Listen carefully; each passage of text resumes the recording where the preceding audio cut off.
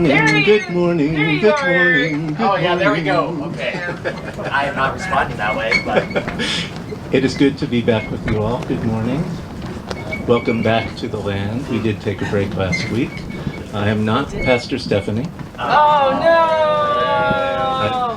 I'm Minister Eric, and so I'm going to do some of the things Stephanie usually does today, including preaching, which I have done before, but it's been a little while, so I ask your grace as I engage with that. Also, I'm going to be speaking pretty honestly about grief, just giving you that heads up now. That grief is a thing I think we're all dealing with, and that's what I'm going to be talking about today. I also don't know how to do this without moral support from Tracy, but I'll do my best. And I usually don't do this welcome if I'm missing anything. Welcome to Worship on the Land. Does everybody? Am I on? There you go. Okay. Does everybody have a program? Okay. get with the program. All right, we're ready for the call to worship. The love that never ceases sings with us songs of liberation. Where righteousness flows, God is the current. Where cries for justice ring out, God is the bell tower. Where healing blooms, God is the sunlight. Come let us worship God, our encourager and our advocate. Unfit love, Do not desire us to punish ourselves over our wrongdoings. You desire for us to look squarely at our harmful actions, to make amends, and to do better. Guilt can guide us to where additional repairs need to be made, but shame, a disconnection from our inherent belovedness, is not what you ask. Guide us in the art of repair and steady us with your compassion.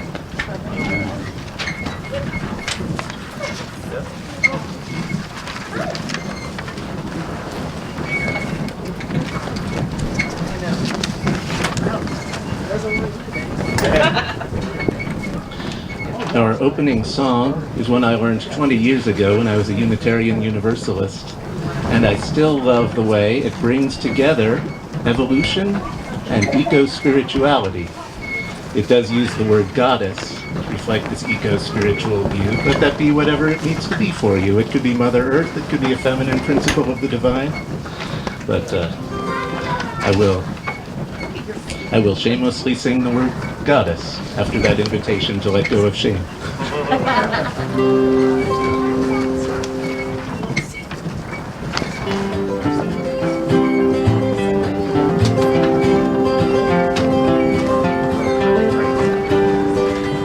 On a sleepy, endless ocean, when the world lay in a dream, there was rhythm in the splash and roll, but not a voice to sing.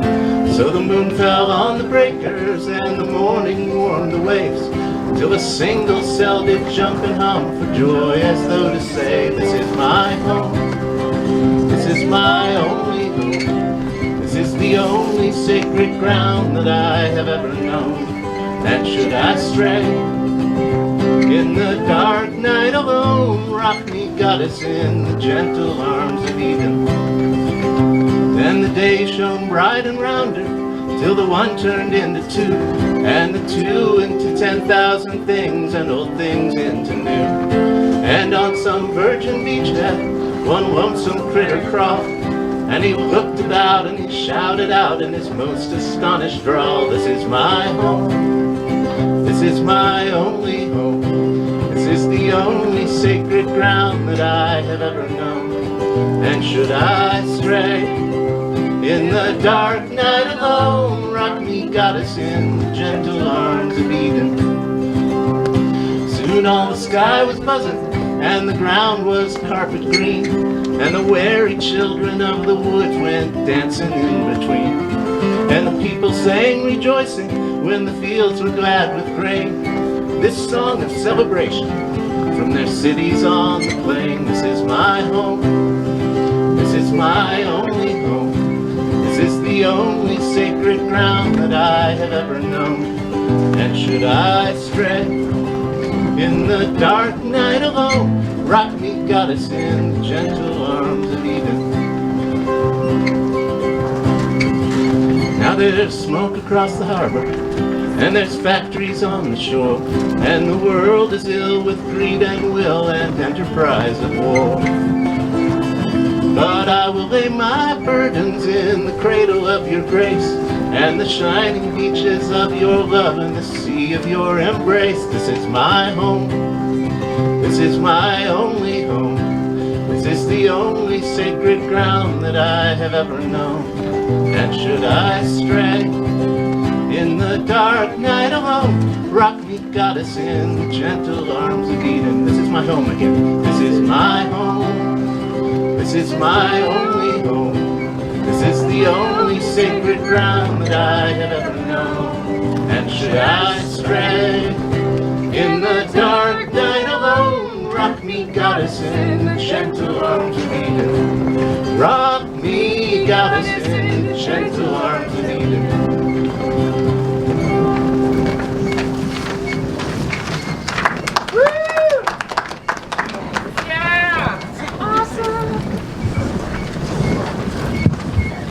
Our scripture reading today comes from Hebrews 12, verses 1 through 2. Therefore, since we are surrounded by so great a cloud of witness, let us also lay aside every weight and the sin that clings so closely.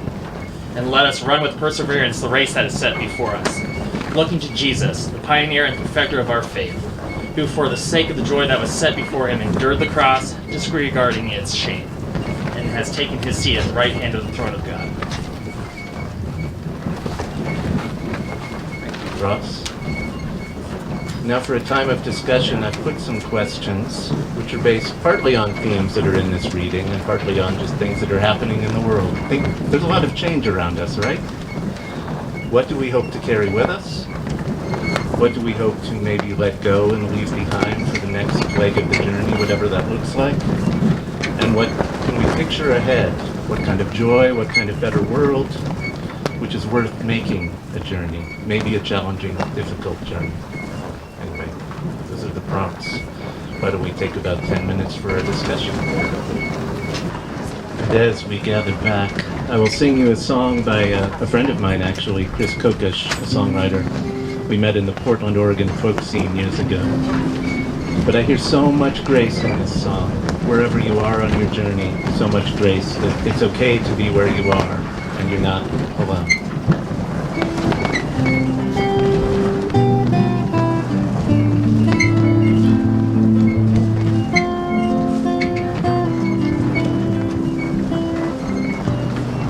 When your shoes are worn, your nails are dirty, your skin is worn thin, you're not sure it is strong enough to hold it all in. When the earth has fallen away all around you, I've left you out on the ledge. Look around, I'm standing there beside you, while you're finding the edge. When your fire is down to smoke and ashes, you are brittle and dry, your arms are tired and aching, holding up the sky. When you feel like everyone has broken every promise and pledge, I will echo every word you've spoken, while you're finding the edge. Some people would rather be standing back a few feet. The view's not worth the vertigo. Yes, the edge is steep if you you are brave, you can see above you and below you, and all the ways that you can break through,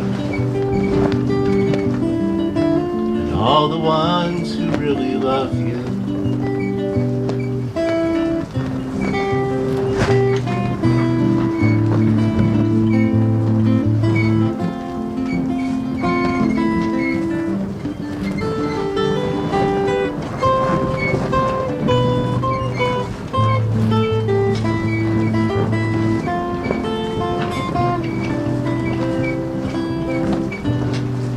When your heart that's planted on your shirt sleeve is showing signs of wear, if it's scratched and bruised and looking ragged, perhaps beyond repair, when you're paying for every chance you've taken, every bet you didn't hedge, just remember you are not forsaken. While you're finding the edge, just remember you are not forsaken. While you're finding the edge.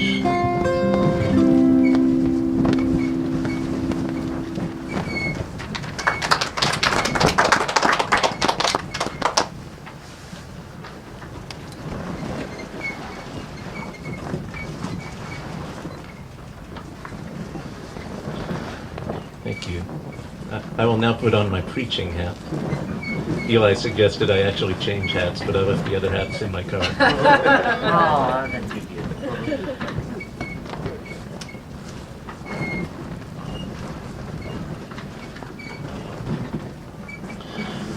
So I don't know about you or the people in your life, but it seems like of the people in my life, most everyone I know is carrying too much these days. I'm not even saying we choose it. I'm not even saying we have a choice. We're just taking in so much. If we're aware, if we're paying attention, chances are we're just loaded with so much emotionally and we're just carrying so much. Some months ago, several of my friends were sharing a blog post on social media with the title, "If you can't take in any more, there's a reason." It was written by Denver area pastor Nadia Boltz-Weber. She posted it this last August, and I've seen at least a couple rounds of this being shared and reshared. The central idea there is that our minds and our hearts evolved for a smaller community, a less interconnected time, and being aware of so many things in the world today, particularly all this bad news coming from places we can't necessarily do anything about directly. It's a lot to take in. And if we can't carry any more than we're already carrying, she says, it's not an issue of values, it's an issue of math. When there's no more room, there's no more room. I'd seen this make the rounds a couple of times by January, and that was before Russia invaded Ukraine. More than 10 years ago, I had a pastor who said he believed most people, most of the time, are about 30 seconds away from tears if the right buttons are pushed. And that was before the last 10 years, before the election of 2016, before the COVID-19 pandemic, before any of the news we might have taken in this week. That was also before my dad died in August 2013, which was a major turning point in my education about grief, what to do with it, what not to do with it. I was in seminary, about to start my second year when my dad died, and that's one of the reasons I didn't finish that degree program. Specifically, I didn't handle my grief well enough to keep good grades in my classes. But as a result, I ended up suddenly having to leave the school I was attending, the degree program I was in, and the community of people I had around me at that time in Berkeley, California. More to grieve. And since then, I've become something of an advocate for being real about grief. It doesn't work to suppress it. It doesn't help to try to give it rules or a timeline. I have a colleague and friend in ministry who's mourning the death of her son, and she keeps posting things with the hashtag, grief has no rules. I think that's very true. So why am I talking about grief today? Well, I've already hinted at it. We're carrying so much. And I'm partly responding to the state of the world and things that are in the news, ecological crisis. I'm partly responding to the Lenten study readings, which are very much about endangered species and the challenges they face, and there's more to take in that can be heartbreaking. And it's partly because of where the land finds itself, knowing that more development is coming in the relatively near future around this property. Perhaps some of us are already kind of pre-mourning, pre-grieving changes that are coming here, and some of the things we might lose as this development happens. And that's okay. Grief is real and it's valid, and that's the first thing I want to say very clearly. It is okay. Grieving is not morbid. It comes with loss, which comes with change, which comes with living. And grief shows that we've cared enough about something to care when it goes away. I have a close friend who's been active in the environmental movement for years, including working with intentional communities on solutions like sharing resources in a more efficient. The issue, I think, is when we get stuck because we don't know what to do with the grief. We don't know how to process it. And that can be when everything weighs on us so much. And I think often about this tweet from 2016 from Sam Sanders, comedian and NPR host. He said, "Whenever you think you're carrying the weight of the world on your shoulders, stop, take a deep breath, and remind yourself, that's not how gravity works." We can't actually have all that on our shoulders, can we? It just doesn't work. So what can we do? In addition to saying it's normal and it's okay, maybe the answer isn't to do anything. We can sit with our losses and with our grief. We can let them be. We can be real about them. If we have busy lives, maybe it looks like carving out a few minutes here and there to actually think about things like this. Tell stories, journal, something like that. Because, as I said, grief is not morbid. Grief is love with no place to go. And I think when we open the channel and when we let grief flow, we give the love a place to go. And when the grief can flow freely, so can other feelings. When we aren't suppressing grief, we aren't suppressing joy and our aliveness and our ability to pay attention. Glennon Doyle, an author beloved of many of us, who's been called everybody's therapist. She has a tweet. I'm quoting tweets in this sermon, which I don't do all the time, but these are so good. She tweeted back in 2015, question, "Why do you cry so often?" Answer, "For the same reason I laugh so often, because I'm paying attention."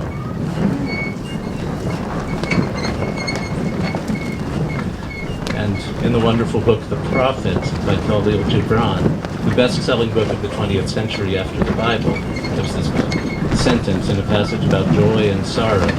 The deeper that sorrow carves into your being, the more joy you can contain.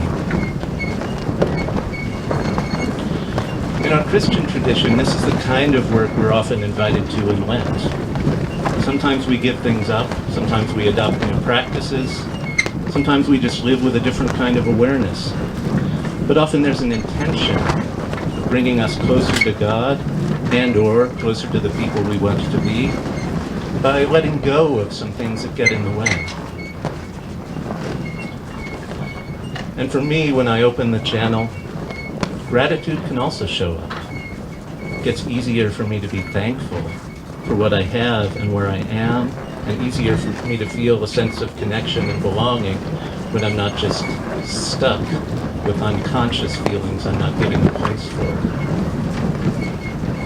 And that includes connections to others and to stories from the past. Because it turns out we aren't the first people to know struggle.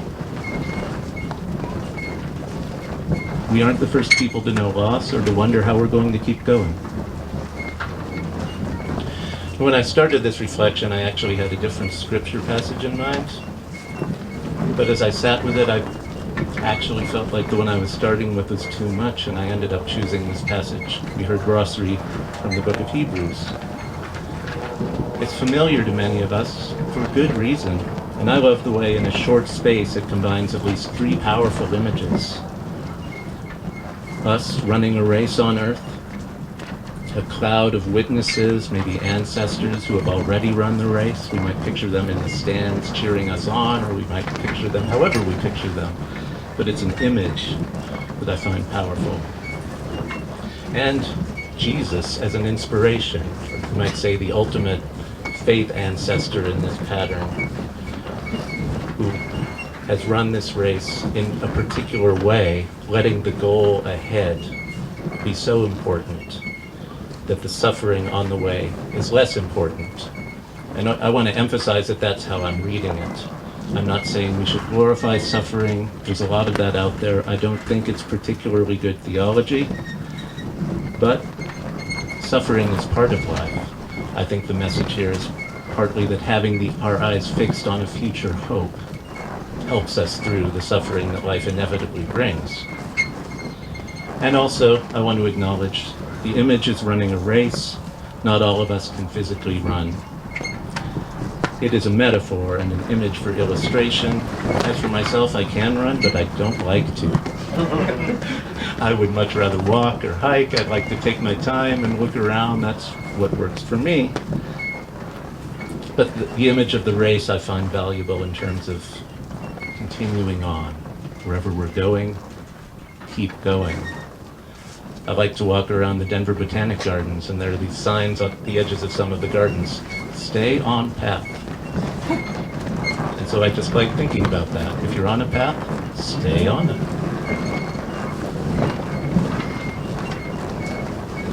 So the scripture passage from Hebrews specifically, it follows a passage about ancestors in faith from the Hebrew Bible, and it's specifically lifting them up and the kind of faith they lived by. But I wanted to expand this notion of ancestors and witnesses. I think each person here has our own ancestors, our own heroes, our own cloud of witnesses, people we look up to, people we remember. If they've passed on, we can grieve, we can be inspired, we can tell their stories. I was reminded this week of one of my ancestors in this sense, though I never met him and we have no relation. One of my inspirations, Dr. Vincent Harding, who taught at Iliff, who lived in Denver for the last part of his life. He was by all accounts a kind and gentle man, and also a fierce truth teller. In the 60s, he was active in the civil rights movement. He helped draft some of the speeches delivered by his friend, Dr. Martin Luther King Jr. And toward the end of his life at Iliff, he worked on a project called Veterans of Hope, recording stories from the civil rights movement to share with younger generations and coming generations. I never met him, but I know many people influenced by him. And I want to lift him up particularly because he was fond of saying, I am a citizen of a country that does not yet exist. A kinder country, one in which everyone was equally welcomed and respected, one in which people's lives and histories and families matter and are valued. They say he began every gathering by asking everyone in the room to give their name, and then their mother's name, connecting them with history and family and sharing those stories right off the bat. And a world in which gentle kindness and fierce truth-telling could live side by side. They say he embodied that, and for me that's a great image of what it is to know struggle and to live with this hope, to live with this sense that things aren't as we want them to be, and to live with hope that they can be better, and in fact go ahead and live as if they are. And I think all of these things can come together when we tell stories. Stories give room for grief, they give room for hope, they give room for joy. And as we tell stories of things we want to bring with us, and I heard some beautiful things in our discussion, it helps connect us to our own reasons for going forward and our own hopes for the future.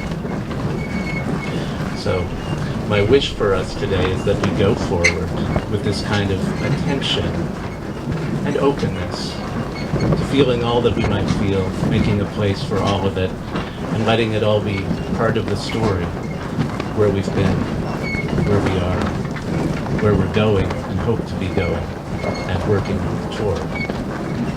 May this be so.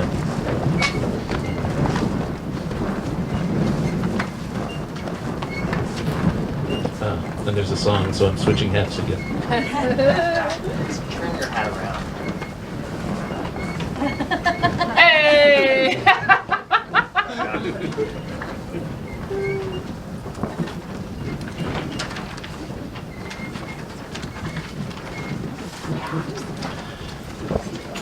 This is a short song. I think I'll sing it through about 3 times. It's one of those chant-style songs that really does well with being repeated.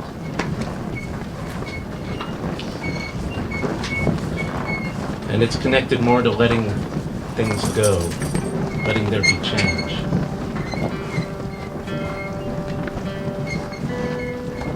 And in that, finding belonging. Letting go of things that make us feel disconnected.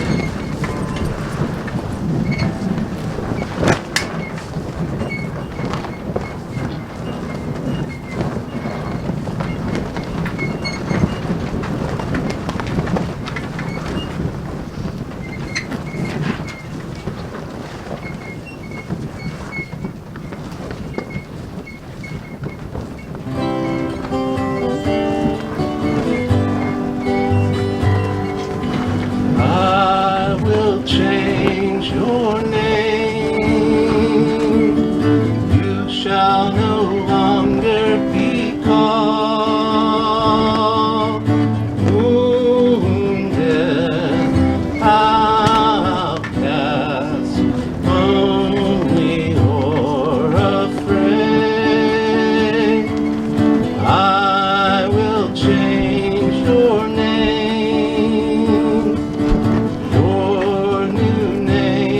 Shall be confidence, joyfulness, overcoming one, faithfulness, friend of God, one who seeks my face. I will change your name. You shall no longer be called wounded, outcast, lonely, or afraid. I will change your name.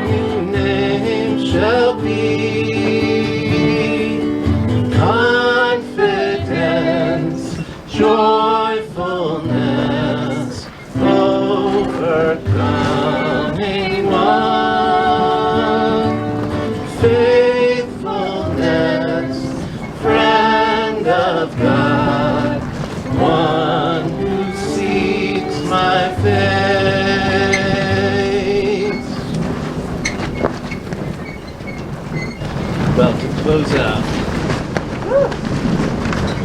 Spirit is moving, Eric. Spirit is moving, yes. Wind is a pretty good illustration. Pretty good metaphor. What that would be like.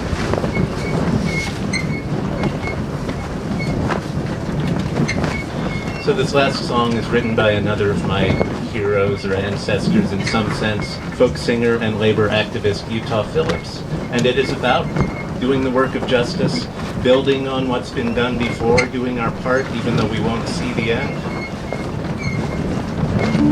And it uses the image of building a ship together that we may not sail on ourselves, but we keep building.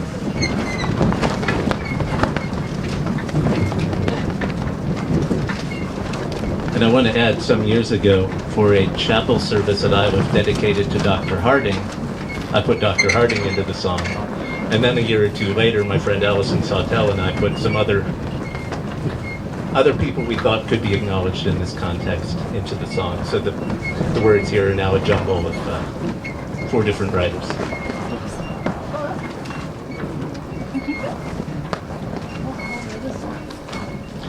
Working on a ship we may never sail on, ship gonna sail someday.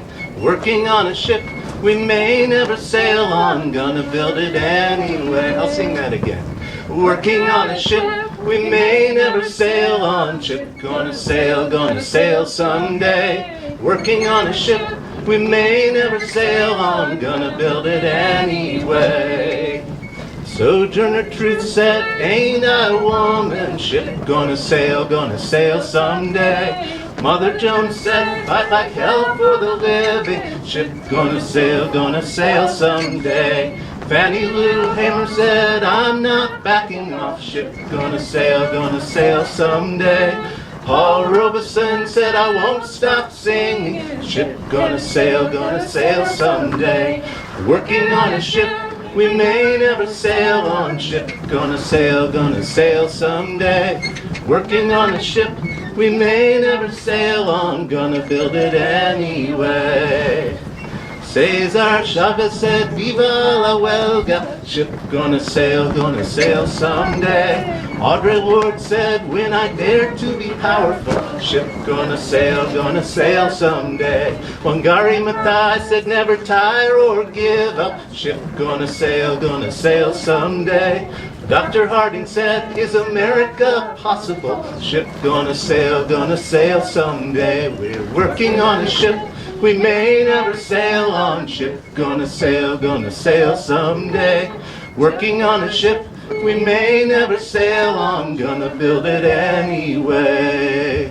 Now they've all gone and we're still building, ship gonna sail someday. With hand and heart, mind and muscle, ship gonna sail someday. We're working on a ship we may never sail on, ship gonna sail someday.